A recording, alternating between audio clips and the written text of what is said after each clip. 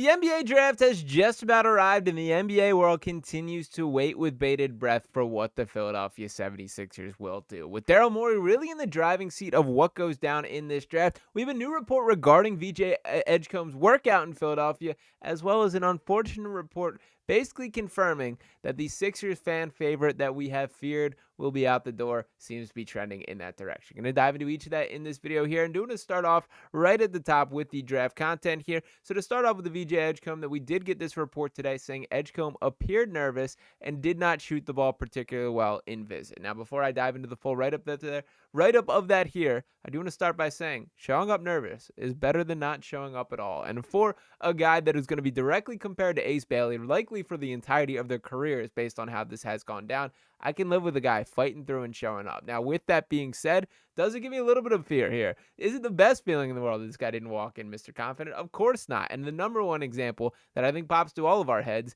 is after the Sixers made that trade up for Markelle Fultz, for the number one overall pick to select Markelle Fultz, which of course they originally had the third pick, had to include an additional first, and the Celtics dropped back to select Jason Tatum there. What happened in that workout? That Markelle Fultz showed up in the building and could not shoot a basketball. And everyone in that arena saw that that was the case there. The Sixers at that point thought they were too deep into it, had to make the selection. There certainly would have been quite a, I would say, broken relationship with Danny Ainge and the Boston Celtics. Not that there's either really a strong relationship there, but there was certainly the handshake agreement of they were going up to get Markelle Fultz. There was never really a world where the Sixers could have walked away with Jason Tatum. The Celtics would not have traded that pick if they wanted Markelle, or if they didn't have a chance to get their guy there. But nonetheless, I don't think that's where we're at with VJ Edgecombe. But to dive into the exact write-up here, it states, with the 2025 NBA draft now just a few days away, the Philadelphia 76ers have a major decision ahead as the franchise holds the number 3 overall pick. As time winds down and the Sixers' preferred selection is still up in the air, ESPN's most recent mock draft update has the franchise tapping Baylor guard VJ Edgecombe with the 3rd pick.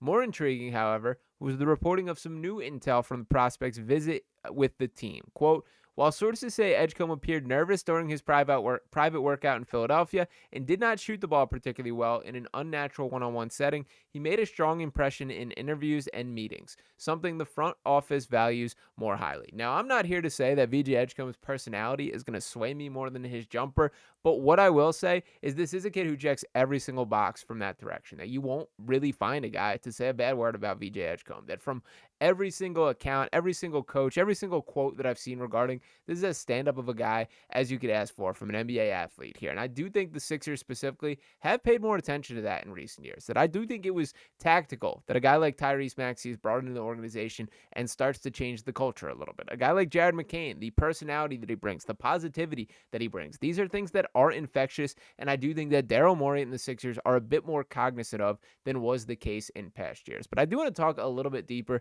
about who VJ Edgecombe is, because we've done a lot of this Ace Bailey versus VJ, and I don't want it to be looked at as VJ Edgecombe is a consolation prize. This dude is a damn good basketball player and one that can help out the Sixers right away. So I did want to pull up the scouting report from Yahoo Sports here and then circle back to a little bit of the conversation. But VJ, in his season at Baylor, his one and done year after this guy was a highly ranked prospect for a large portion of his life. Pretty much once he moved to the Bahamas, to America, that he was on the map from an NBA perspective. But he averaged 15.1 points per game, 5.6 rebounds, 3.3 assists, 2.1 steals per game, which does pop off the page there. And it writes on the scouting report here, for starters comparison, Christian Braun and Victor Oladipo, the strengths that he has. Number one is athleticism.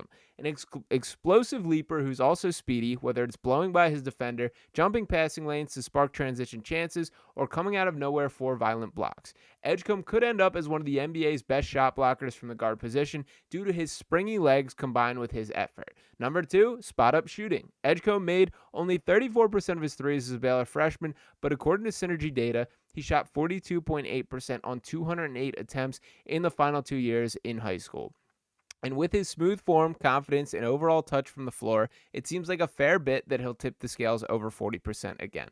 Plus, at Baylor, it's not as if all his shots are standstill opportunities. He's shown the ability to hit movement threes coming off screens, shooting off balance, and under pressure. And for what it's worth, for that exact example, he shot over 43% on 3-point shots off screens there, meaning coming off a pin down, coming off motion, you're catching, you're turning, you're shooting. He hits those at a very high rate right there. That's what you want in VJ Edgecombe. And I do think that write-up specifically is underselling the athleticism to an extent here. He's going to be like a top 15 percentile athlete in the NBA right from day one. That's how freakish this guy can just float through the air, get up and dunk on guys. And I do think that it is interesting, the best shot blocker from a guard conversation, that there's a lot of like Anthony Edwards to his game with that he will chase you down from behind. And he does play with a high motor. That's something that certainly pops off the page when you watch VJ Edgecombe. And to add a couple other strengths that were in the write-up here, it continues role player skills.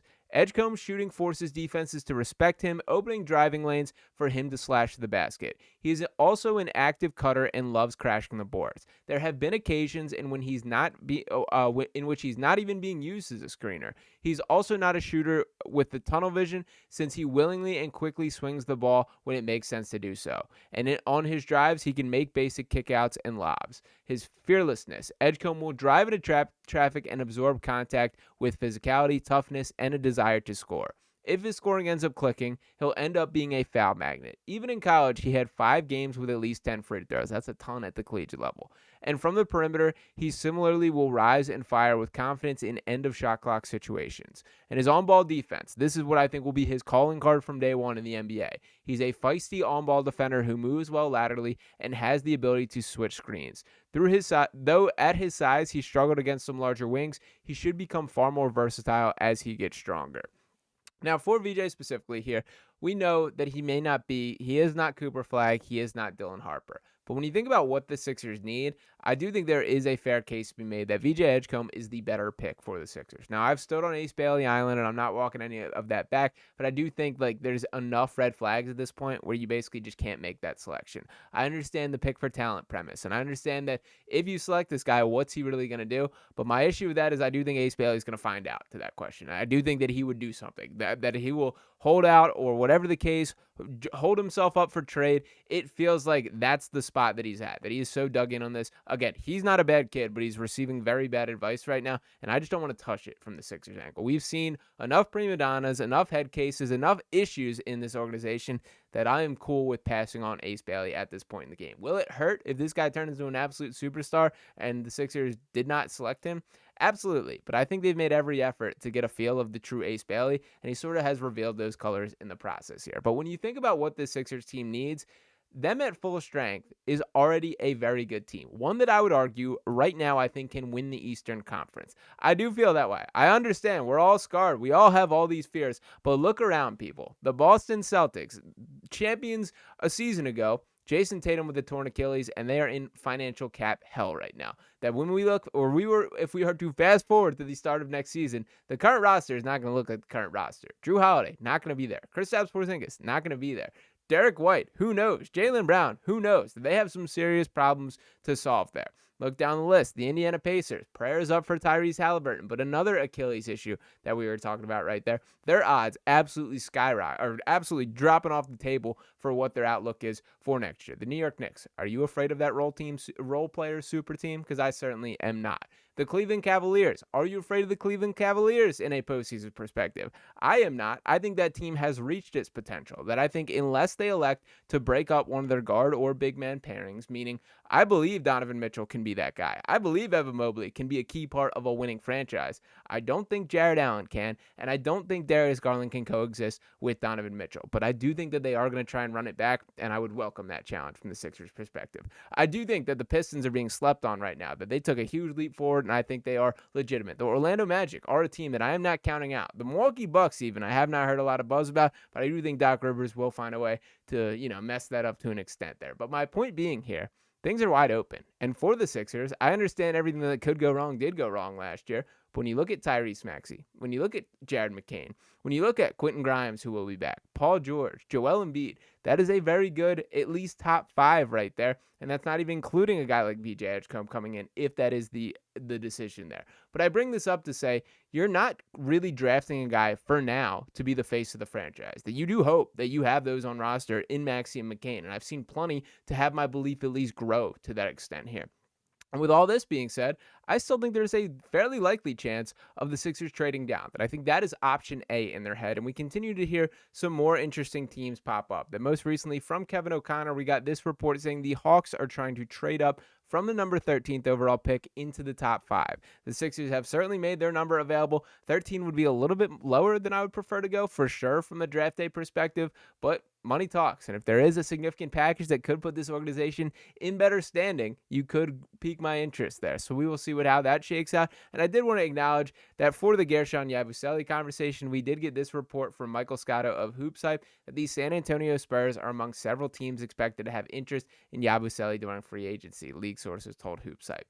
Yabusele played on the French national team that won a silver medal in Paris 2024 Olympics with Spurs star Victor Wembanyama. The Philadelphia 76ers, of course, also have interest in re-signing their forward, league sources told HoopsHype. And I think this was the team that all of us sort of feared in the back of our mind, that obviously Yabusele having his breakout for Team France that certainly helped his NBA outlook there and looked like the best player on the floor for France for the majority of that tournament while sharing it with Victor Wembanyama. The Spurs have more money than the Sixers from this perspective, that they can offer him the full MLE. They can offer him $14.1 million in a way that the Sixers just straight up cannot afford, and it does feel like the writing is on the wall there. So to Yabusele, he will be stamped forever in my mind that dude will be a Sixers legend in the same way that it genuinely warmed my heart watching TJ McConnell light up the NBA Finals the way that he has across this entire series that just went down. I'll be rooting for Yabusele in the same light there. But a lot more questions than answers with this Sixers team at this point in the game. Draft day is when we really hit the ground running from an offseason perspective.